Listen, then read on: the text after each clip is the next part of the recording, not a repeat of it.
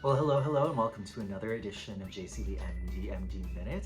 On this portion of my channel, I talk about a lot of the things that I generally bring up with people that I see in my day-to-day practice. These may be people with depression or anxiety, OCD, ADHD, other kinds of mental health challenges. And today I really want to bring up this topic of community and really lean into that idea. Now, community has been explored before by obviously an infinite number of writers, but what comes to mind for me is Alfred Adler, that idea of camaraderie or comradeship, and also M. Scott Peck in The Different Drum. He explores this idea of community. I mean, even in the concept of interpersonal therapy for depression, for bipolar disorder, there is an aspect of community building and deliberate, intentional relationship forming. For a lot of the people that I see, often because of depression or anxiety, fear, different strong emotions, they're not able to engage in that day-to-day healthy, sort of relational aspect, that human-to-human contact.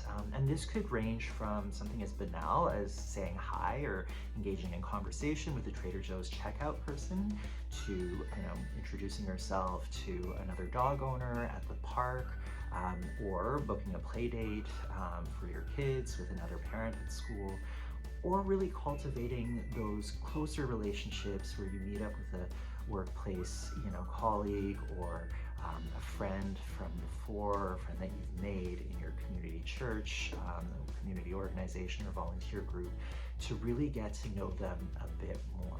But the premise of this whole idea of community building is to really engage in that human-to-human contact, that feeling that is generated when you say hi. And not only is it hi, how's your day, but hi, I want to get to know you and I want to be known by you.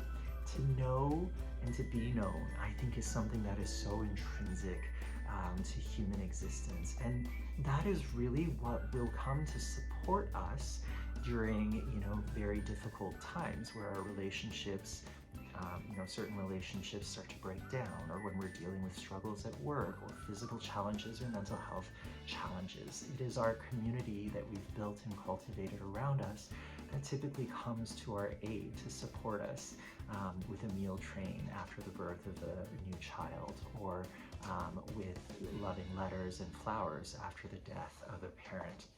And so this idea of building community as we go, I think, is part and parcel to being human. Now, living and working in Los Angeles, I think there's a huge aspect of a transactional nature to our relationships. What can you do for me? And what can I do for you? How can we both get ahead and succeed in our path to becoming an actor or an investor, or, some sort of highfalutin thing? That's not quite what I'm talking about. I think what I'm getting at is more that sense that you're a fellow journeyman or woman, I'm a fellow journeyman or woman, and we can come together and link arms and journey together and enjoy this togetherness as we traverse this home called Earth.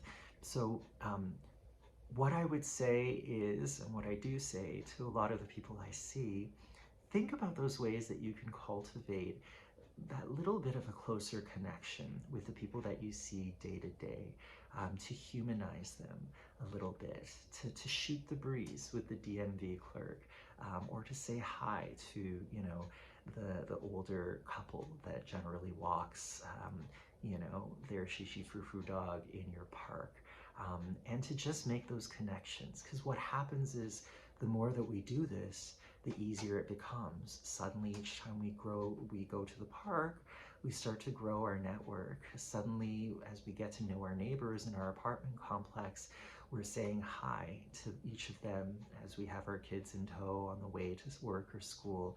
And life becomes that much richer and more enjoyable.